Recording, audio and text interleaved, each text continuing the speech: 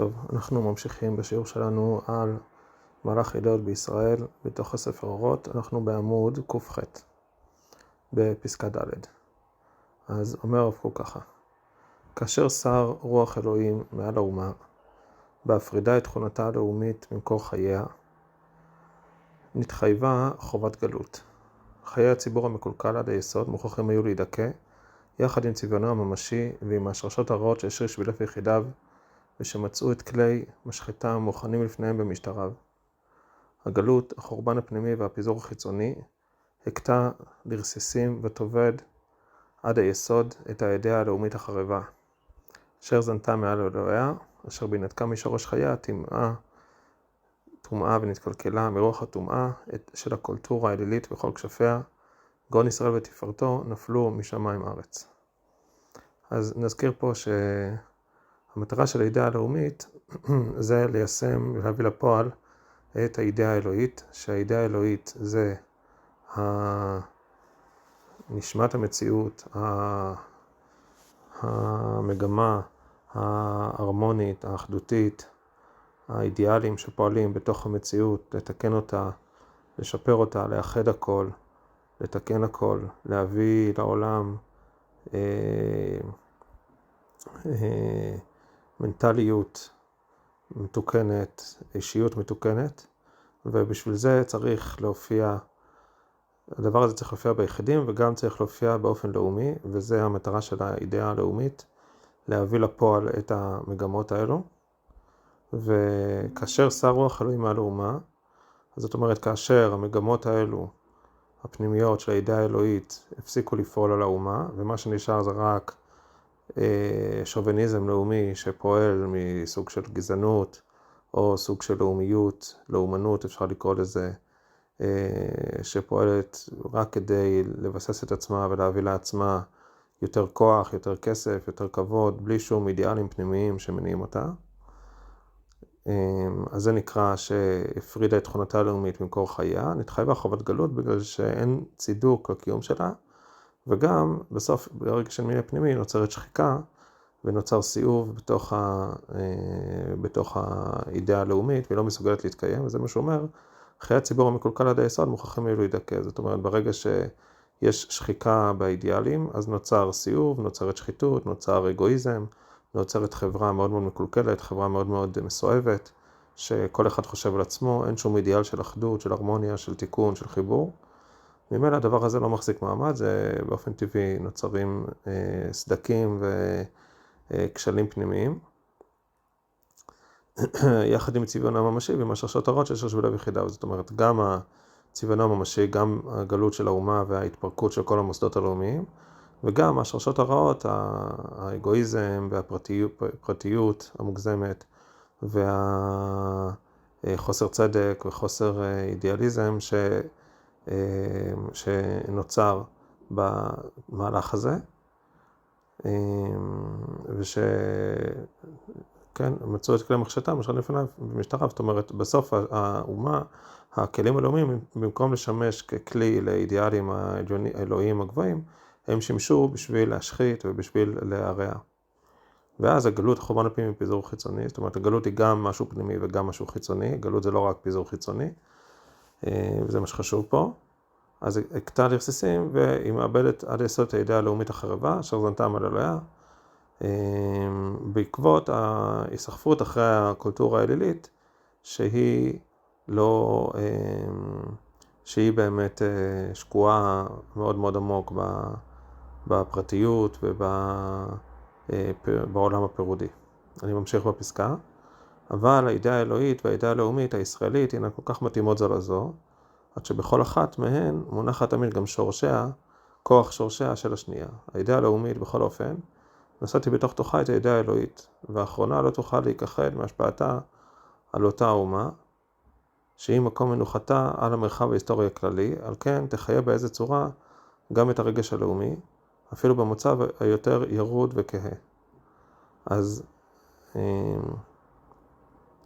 אז הוא מסביר פה שגם בגלות וגם כשהמוסדות הלאומיים והכלים הלאומיים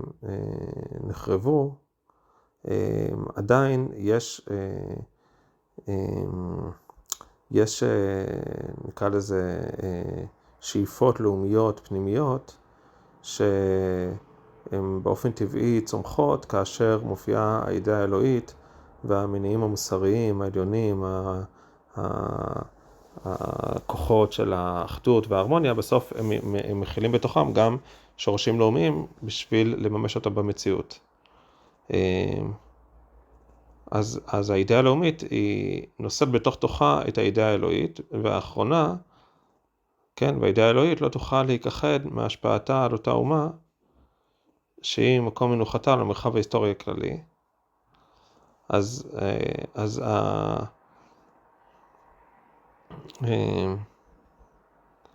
אז האידאה האלוהית היא חייבת להשפיע על האומה, כי האומה היא מקום מנוחתה למרחב ההיסטורי הכללי. זאת אומרת, יש את המרחב ההיסטורי הכללי, שזה האנושות,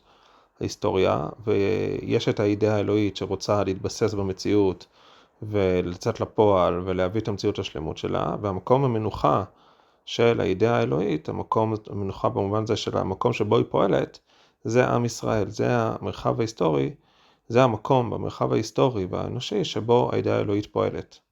ולכן היא מחיה באיזושהי צורה גם את הרגש הלאומי, אפילו מצב יותר ירוד, לכן האידאה האלוהית היא בסוף נותנת זיק לאומי ותחושות לאומיות לעם ישראל, אפילו שבגלות, אז אפילו יהודי בפולין, שהיה מגיע אליו איזשהו סוחר מטורקיה, אז הוא היה מארח אותו בבית שלו, והיה להם איזושהי אחווה לאומית מסוימת. וכן הלאה. זאת אומרת, האחווה הלאומית נשארת, אמנם במצב מאוד מאוד מטושטש וירוד, אבל יש פה איזושהי אחווה לאומית, יש פה איזשהו רגש לאומי שעדיין מנצנץ. אני ממשיך בפסקה. באין מקום להשפעתה של האידאה האלוהית על הלאומית, אחרי תמה מרבית הכוחות של האחרונה והפכו לסורי הגפן הנוכריה, ואחר כך גם נהרסו עד היסוד, התכנסה האידאה האלוהית כל ימי הגלות בקן הקטן והדל המקדש מעט שבבתי כנסיות ובתי מדרשות, בחיי הבית והמשפחה הטהורים, ברשמי שמירת דת ותורה. כן, אז אמרנו שהאידאה האלוהית זה האידיאלים האלוהיים, האחדותיים, ההרמוניים, של הטוב, של היושר, של הצדק שפועלים במציאות, והם רוצים לבוא לידי ביטוי במובן לאומי, אבל הם לא יכולים אחרי שעם ישראל יצא לגלות, אז המימוש שלהם כרגע בזמן הגלות הוא במקום מצומצם של מקדש מעט, של הבית, של המשפחה, של בתי כנסת, בתי מדרש, שאין שם, שצריך להבין שמבחינת הרב קוק לשבת בית המדרש וללמוד גמרא, זה לא מימוש של היהדות, זה ביטוי מסוים של היהדות, ביטוי מאוד מאוד מצומצם. ביטוי של היהדות זה ללכת ולהקים מפעלים, ולהקים צבא, ולהקים תרבות, ולהקים חברה שלמה, שתופיע את הדבר הזה באופן לאומי בעולם, באנושות, במציאות, ודברים יופיעו בצורה הגדולה שלהם. אבל בגלות זה מופיע בצורה מאוד מאוד מצומצמת, שהיום אנחנו בגלל השפעה של גלות, זה נראה לנו שזה נקרא יהדות, יידישקייט, ללכת, לעשות סעודת שבת בבית, לשבת ללמוד דף יומי בבית המדרש, להתפלל כל יום בבית כנסת השכונתי, ואצל הרב קוק המבט שלו הרבה יותר רחב, הרבה יותר גדול, שאיפות הרבה יותר גדולות, והוא רואה בזה משהו מאוד מצומצם ומאוד קטן. ונדבר על זה אחרי זה, שהוא קורא לזה אפילו האידאה הדתית, שזה איזושהי תרבות אמונית חדשה ומאוד מצומצמת שנוצרה. אני ממשיך בפסקה. ערכם של אלה הוא בתור ציונים בגולה, שרידים מדבר שהיה חי ושלם, ושעתיד לחיות בשלמות בשוב השם את שבות עמו. בוודאי אי אפשר היה לגלות באומה שבורה ורצוצה, בעצמות מבודדות ומנופצות, בעם מפוזר בגולה ונתון למשיסה ולשנינה, אותו עוז הרוממות של חזיון התאחדות שתי האידאות המתאימות, כחוסנן ותפארתם בימי קדם. בהיות העם יושב לבטח בארצו. כן? אז הוא רומז פה למדרש של הציבי לך ציונים, שהרמב"ן מדבר על זה שהמצוות בגלות זה לא באמת מצוות, זה רק ציונים, כדי שנחזור לארץ נדע איך לקיים מצוות. אז ההסבר המיסטי של זה והמקובל זה כאילו שמחוץ לארץ ישראל אי אפשר לקיים מצוות, אין להם את הכוח הרוחני המתאים. הרב קוק נותן לזה הסבר יותר עמוק ויותר רחב, שבארץ ישראל פשוט המטרה של המצוות היא לבסס את הקיום הלאומי של עם ישראל על פי האידאה האלוהית, על פי הערכים האלוהיים שפועלים במציאות, וברגע שעם ישראל בגלות, אז כל הקיום של המצוות הוא באמת הציב הלך ציוני, הוא באמת איזשהו תזכורת למה אנחנו אמורים להיות, אבל זה לא, אין לזה את הערך האמיתי של זה, את הפעולה האמיתית של זה שצריכה להיות במציאות. אז זה מה שאומר, שרידים מדבר שהיה חי ושלם ושעתיד לחיות בשלמות בעתיד, ואי אפשר לגלות את הכוח הזה באומה שבורה ורצוצה, ולכן הדתיות היום היא דתיות שהיא בסוף, כמו שאנחנו רואים, מאוד מצומצמת, אין חזון, תיקון עולם רחב, גדול, אין עיסוק באידיאלים האלוהיים של מוסר, של יושר, כלל עולמי או של דברים כאלה, אלא עיסוק הרבה יותר מצומצם באיזשהו יידישקייט, או באיזושהי תחושה שאלוהים יבוא ויגאל את המציאות. כן. נמשיך בציטוט, אלא שהידיעה האלוהית מתוך עליוניותה, מתוך עוצמת אור החיים שבה, דווקא היא יכולה להשיב רוח חיים גם בעצמות יבשות, והיא רק היא יצרה כוח לשמור את נקודת ציון הפנימית היסודית של כנסת ישראל, אפילו מצד התכונה הלאומית שבקרבה, כדי שתהיה ראויה לקום לתחייה בבוא עת קץ הראוי. זאת אומרת, הידיעה האלוהית דווקא בגלל שהיא כל כך עליונה, האידיאלים האלוהיים הם דבר כל כך עליון וגם כל כך מוטבע בתת מודע הישראלי, בעומק הנפש הישראלית, שגם שכלפי חוץ יהודי בפולין או במרוקו, אין לו שום קשר ליהודים אחרים, ואין לו שום חיבור לזהות יהודית רחבה גדולה. הדבר הזה הוא כל כך תת מודע, והוא כל כך עמוק, והוא כל כך שורשי בנפש הישראלית, שהוא מחזיק את עם ישראל בתור יהודים ובתור משמרים של איזשהו חזון מאוד מאוד עמוק ופנימי, שהוא יצא לפועל, יבוא לידי ביטוי בגאולה של עם ישראל בארצו, אבל זה מחזיק את הדבר הזה, ולכן זה מחזיק את התכונה הלאומית שבקרבה, כשהיא תבוא לתחייה בבוא העת. הוא רומז פה כמובן לחזון העצמות היבשות של ישעיהו, שהעם ישראל בגלות הוא נחשב באמת למת, לעצמות יבשות. אני ממשיך בפסקה, כמה כואבת ונמוגה היא כעת הידיעה הלאומית הישראלית, שכל רוממותה ואורה, תפארתה וגבורתה מתגלים רק בהופעתה המלאה של הידיעה האלוהית, בקרבה בכל שכלוליה, והנה היא שבתה ונתעלפה לגמרי משפלות עבדותית, בזויה ונמסה מאפס נשמת חיים, אוויר לנשימה ומזון לקיומה והמשכת חייה. כן, אז כמה זה, זאת אומרת, כשאתה קורא את החזון הזה של הרב קוק ואת ההבנה מה אמור להיות היהדות ומה אמור להיות אמונה באלוהים, אז אתה מבין כמה הדבר הזה הוא מצומצם בגלות, וגם בימינו צריך להבין שזה לא להקים, זה לא להיות ציוני דתי, להיות ציוני ולהיות דתי, להקים מפעלים ותרבות וחברה, וגם להיות דתי ולהניח תפילין ולשמור שבת, זה ממש לא זה. משהו הרבה יותר עמוק, זה להבין אחרת את היהדות, להבין אחרת מה זה אמונה באלוהים, מה זה עבודת השם, ולחבר את הכל לעבודת השם במובן הכי עמוק של זה. זאת אומרת שהיחס לאלוהים זה יחס לאידיאלים אלוהים, זה יחס לעוצמות רוחניות, מוסריות, חברתיות, פסיכולוגיות, של יושר, של מוסר, של צדק, של אחדות, של הרמוניה עולמית, של תיקון כלל המציאות, שהעם ישראל מוביל בעולם,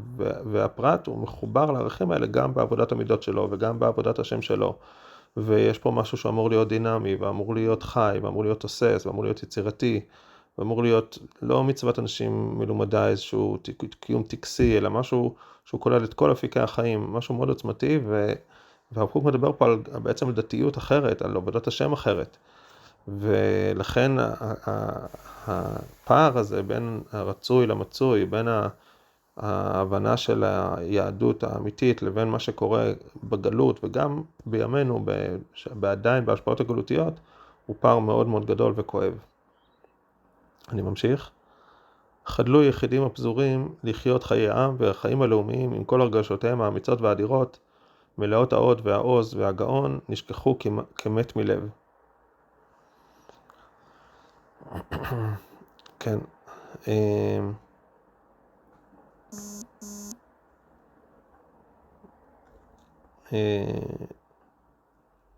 אז הוא חוזר פה על העניין הזה, וההבדל הוא שזה יחידים מול עם, זאת אומרת יחידים פזורים מול אומה שלמה, וצריך להבין כמה הדבר הזה הוא לא הבדל טכני של כמות, אלא הוא הבדל של איכות, הבדל מהותי, כי כשאתה פועל כעם, המגמות שלך הן אחרות, השאיפות שלך הן אחרות, היכולת שלך לפעול במציאות, באנושות, היא הרבה יותר גדולה, מאשר יחידים שאין להם פוטנציאל, אז כל התודעה שלהם היא תודעה אחרת, שונה. במהות של הגישה בכלל ליהדות ולאמונה ולכל המהלכים האלו. אני ממשיך לפסקה, ורק תמציתן של ההרגשות האלה, הנוטה לצד המוסר והתרוממות הרוח וסידור חיי החברה, היא שנקלטה על ידי הצד הפנימי הנסתר של האידאה הלאומית, שהוא בלוע בעצם האידאה האלוהית, עם ההוראה האלוהית במידה מוקטנת שנשארה, במקדש מעט של חיים שיש בהם קיום מצוות ותלמוד תורה. נקלטו באותה מידה שכוח חיים המועט הנשאר גם בתוך מאפל הגלות, יכול לעשותנו לקבל השפעתן, בגאון מצד העבר ובניחומים לעתיד בציפייה לישועה. לעת ינחם השם את עמו וגאל את יעקב והשיבו אל נביאו. אז בעצם מה שנשאר מהאידאה האלוהית העצומה והכוללת של שאיפות גדולות, של אחדות המציאות, הרמוניה בין כלל פרטי הקוסמוס, מה שנשאר זה סידור חיי החברה, לסדר את הקהילה כמו שצריך, בצורה ישרה, בצורה תקינה, המוסר הפרטי של יראת שמיים, של יידישקייט, של להתנהג יפה אחד לשני, שזה כמובן דברים מאוד מאוד חשובים. אבל הדבר הזה, זה האידאה הלאומית שהיא קיימת בתוך האידאה האלוהית, זאת אומרת, זה הסידור של הקהילה ושל היחסים בתוך המשפחה,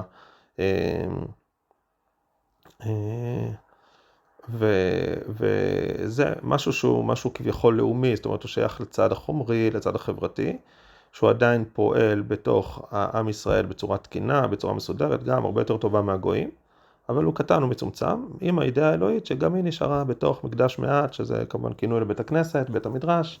של קיום מצוות, תלמוד תורה, במובן הכי מצומצם, הכי נקודתי, בלי חזון גדול, בלי השראה גדולה, יותר לסיים את הדף היומי,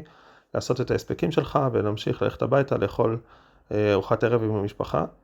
אז הוא מתאר פה את השני הצדדים, זאת אומרת, האידאה הלאומית הצטמצמה לחיי חברה של קהילתיים וסידור מוסרי.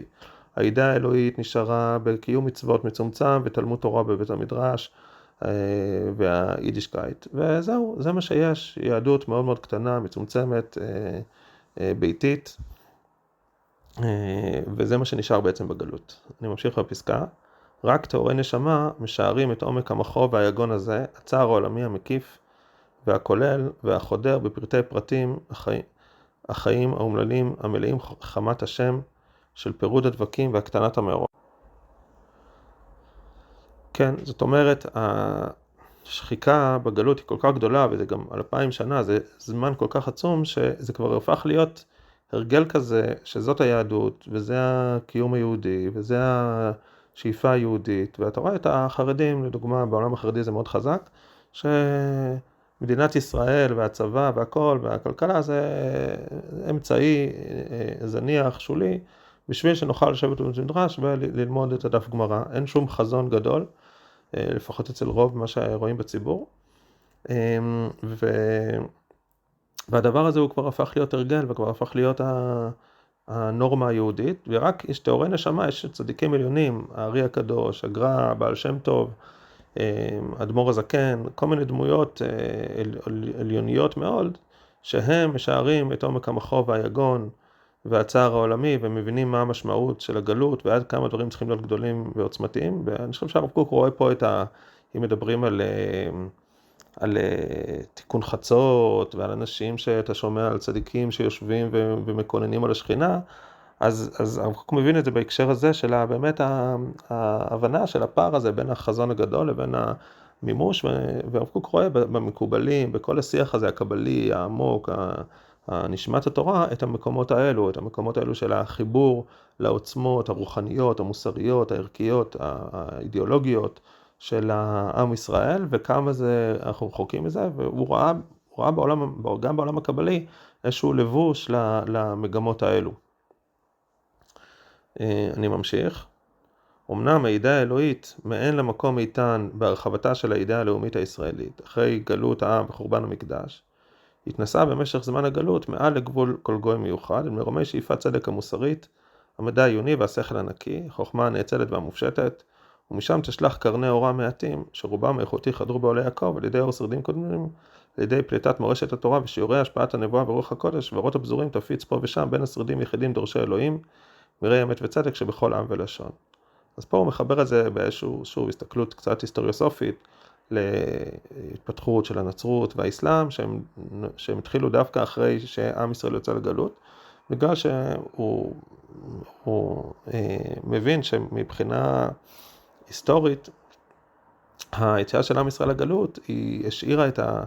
זאת אומרת, אני אגיד את זה ככה, השאיפות הפנימיות של האידאה האלוהית, שפועלות במציאות, שפועלות באנושות, שדופקות על הנפש של האדם, הן ממשיכות לדפוק על הנפש, ממשיכות לפעול, ממשיכות ליצוס בתוך הנפש האנושית, בתוך המציאות, בתוך הקוסמוס, ואם הם מוצאות להם את המקום המתאים להם, זה מקום של עם ישראל, במובן הלאומי, שיש אומה שתשב בצורה מסודרת, ותבנה את הערכים האלה, ותבנה את המקום, את הקומות האלו בתוך האנושות, ולאט לאט זה יתפשט, וזו הצורה התקינה. ברגע שעם ישראל יוצא לגלות, ואין את המימוש התקין של זה, אז מה שנשאר זה כל מיני הבזקים כאלו של רעיונות פילוסופיים, רעיונות מוסריים, יש פתאום קומוניזם, ופתאום אידיאליזם, ופתאום אריסטו, ופתאום אפלטון, ופתאום שפינוזה,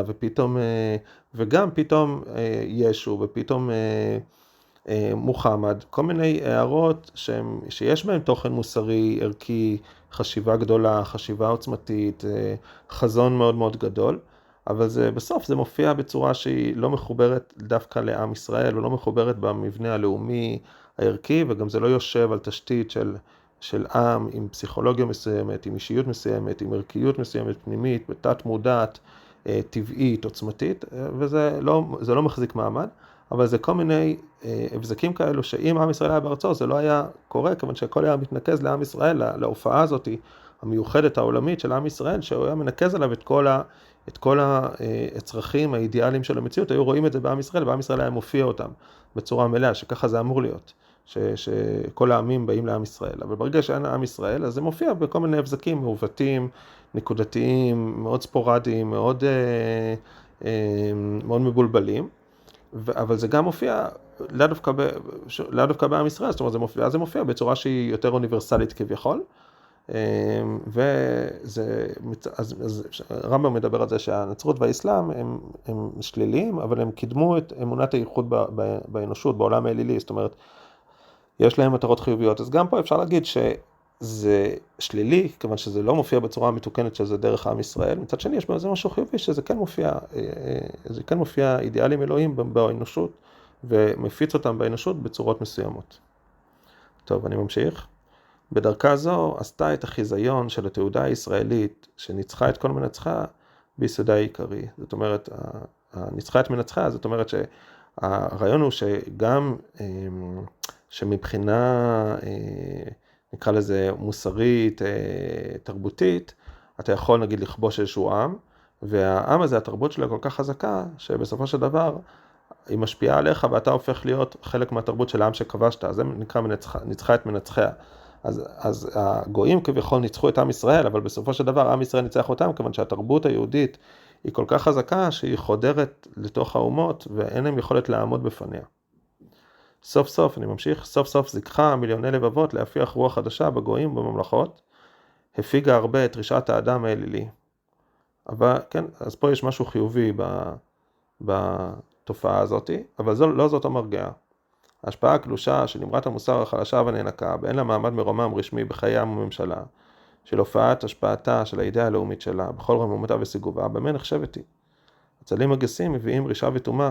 מתלווים עם מירותיה המפוזרים של האידאה האלוהית בהיותה משוטטת בלאומים. זאת אומרת, אתה רואה שיחד עם האסלאם בא ג'יהאד, והם הרגו מיליוני אנשים, ויחד עם הנצרות באה אינקוויזיציה, שגם הרגו